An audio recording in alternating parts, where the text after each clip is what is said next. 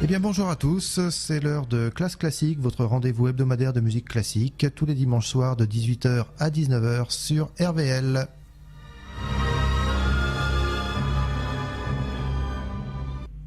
Une émission principalement axée sur la musique baroque, aujourd'hui en ce 4 novembre, à l'occasion du 350e anniversaire de la naissance de François Couperin, qui est né le 10 novembre, très précisément 1668, et qui est mort le 11 septembre 1733, un compositeur majeur de la fin du XVIIe siècle et du premier tiers du XVIIIe, donc entre la fin du règne de Louis XIV et la régence, le tout début du règne de Louis XV. Eh bien, on va commencer par une œuvre de clavecin de François Couperin, mais transposée pour le piano.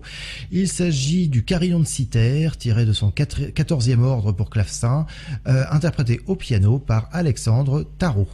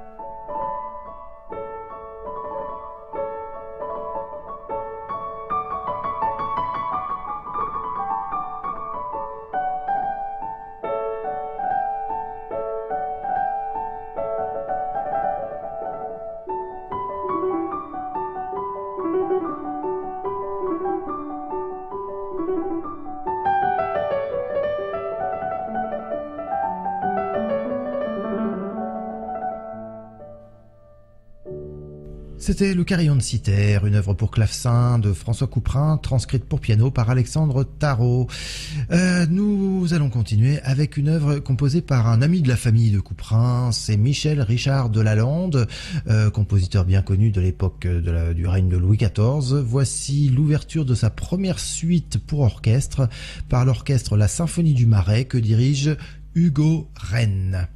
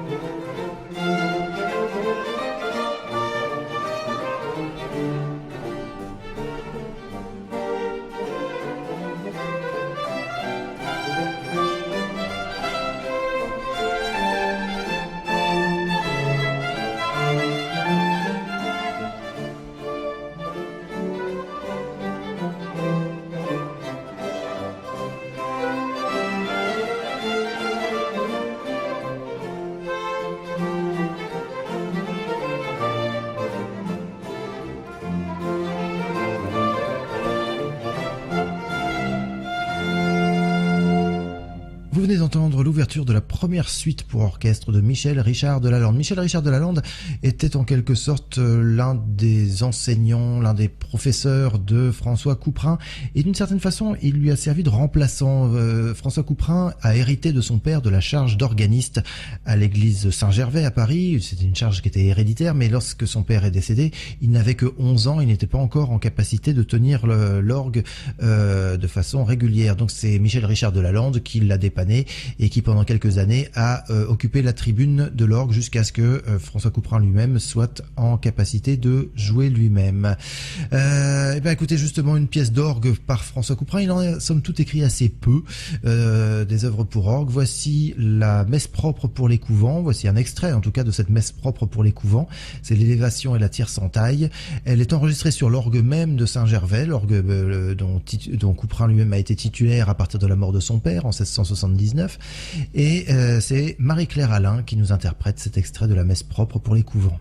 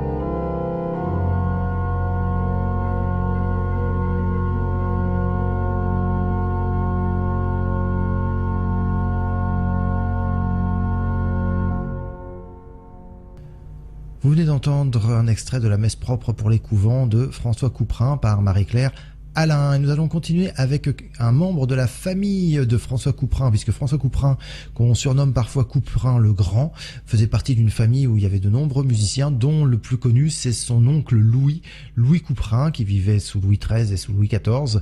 Voici une œuvre pour clavecin, un prélude non mesuré pour clavecin en fa majeur par Stanislav Heller.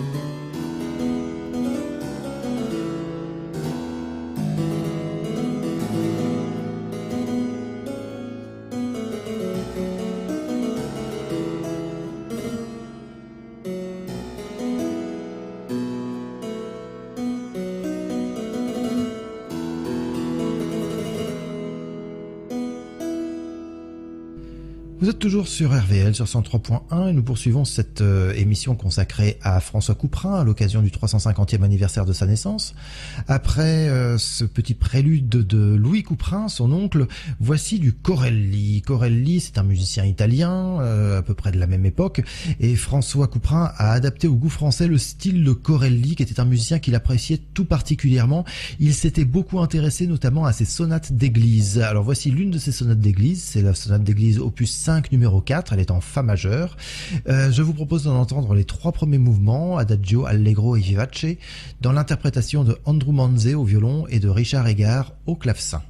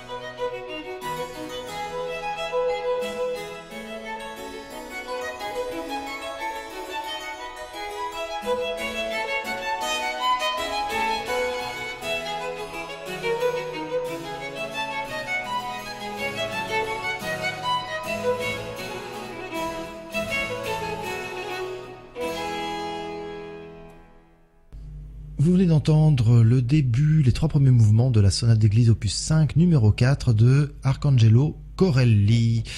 Corelli donc qui a beaucoup influencé François Couperin à tel point qu'il a souhaité opérer une sorte de fusion entre les styles italiens et français. Et ça c'est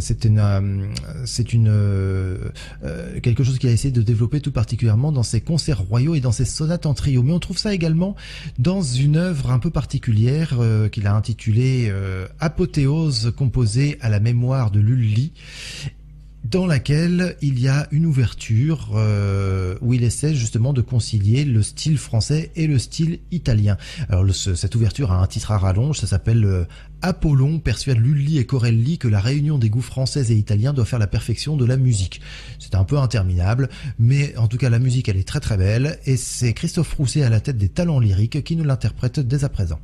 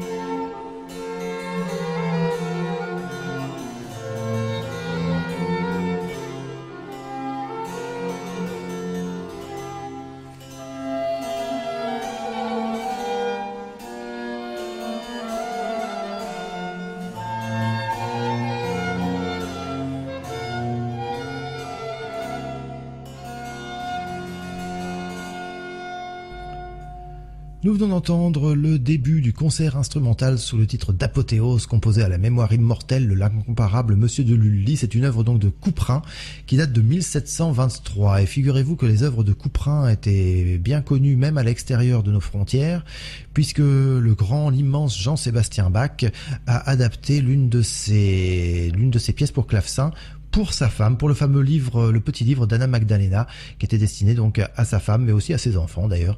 Et ce petit pastiche, c'est quasiment une copie d'ailleurs des Bergeries du 6e ordre de François Couperin. Bach l'a réintitulé Rondo, tout simplement. C'est le Rondo en si bémol majeur pour clavier BWV Anhalt ANH 183 par Luc Beauséjour.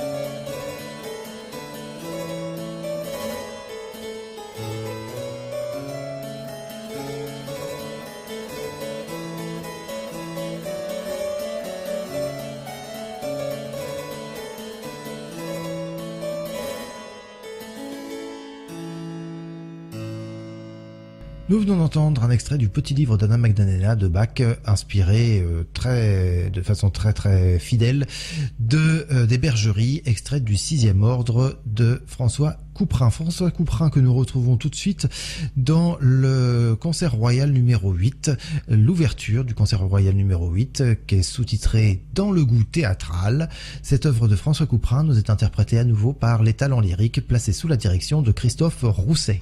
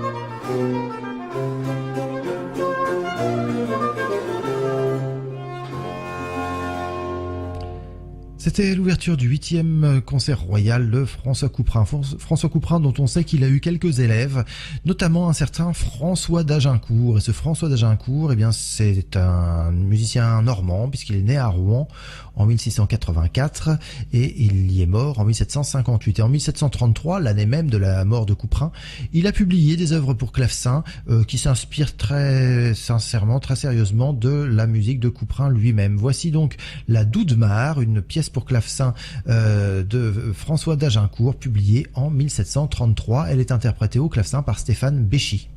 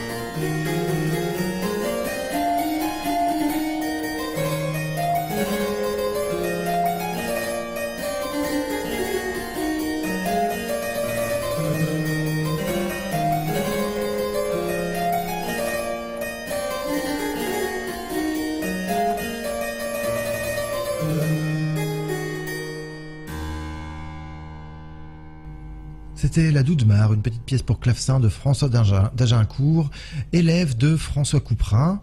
Je vous propose dès à présent, pour continuer cette émission consacrée à François Couperin à l'occasion du 350e anniversaire de sa naissance, une sorte de sonate pour orchestre de chambre qui s'appelle La Sultane. En voici le premier mouvement. Donc, premier mouvement de La Sultane de Couperin par l'ensemble Li Incogniti que dirige Amandine Bayer.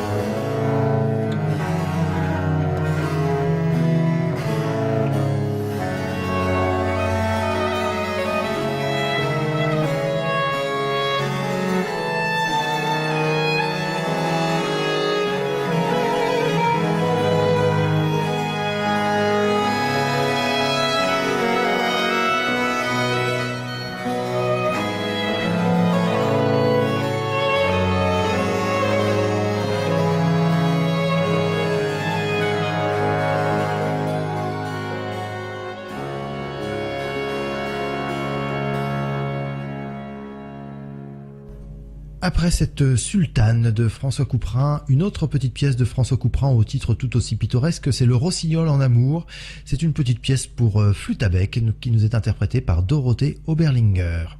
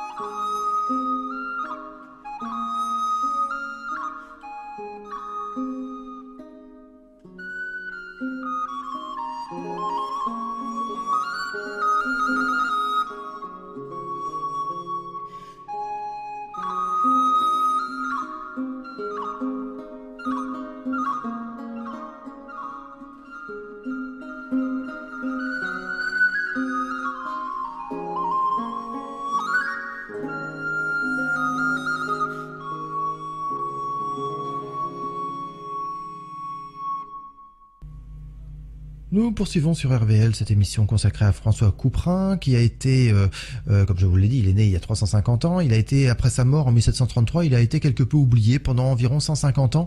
Et c'est finalement un musicien allemand qui l'a redécouvert, curieusement à une époque où on était en plein nationalisme musical. Il s'agit de Johannes Brahms. Johannes Brahms a réédité l'œuvre de Couperin enfin une partie en tout cas de l'œuvre de Couperin en 1880 environ, dans ces eaux-là. Et Couperin l'a d'ailleurs influencé pour ses dernières œuvres écrites pour le piano. Alors voici justement une des dernières œuvres que Brahms a écrites pour le piano. C'est l'intermezzo numéro 2, porte le numéro d'opus 117 et il nous est interprété immédiatement par Michel d'Alberto.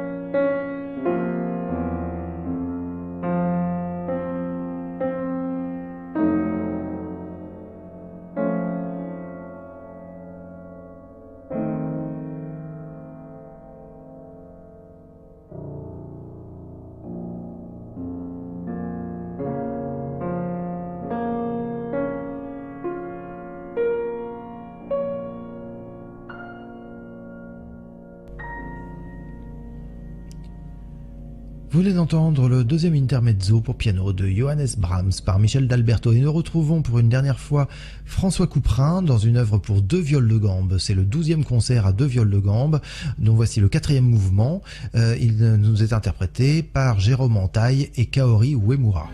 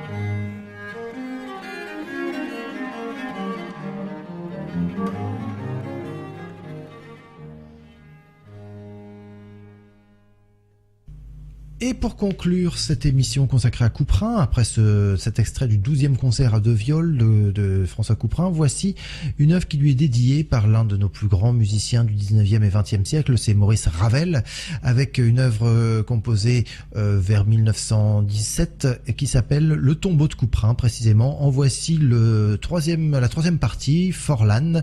La Forlane étant une danse en vogue sous Louis XIII et Louis XIV, et elle est inspirée du 4e concert royal de Couperin. Je vous la propose dès à présent sous les doigts de Philippe Entremont, et c'est avec cette petite pièce de Ravel que je vous quitte et que je vous donne rendez-vous dimanche prochain, même heure, même fréquence. À très bientôt.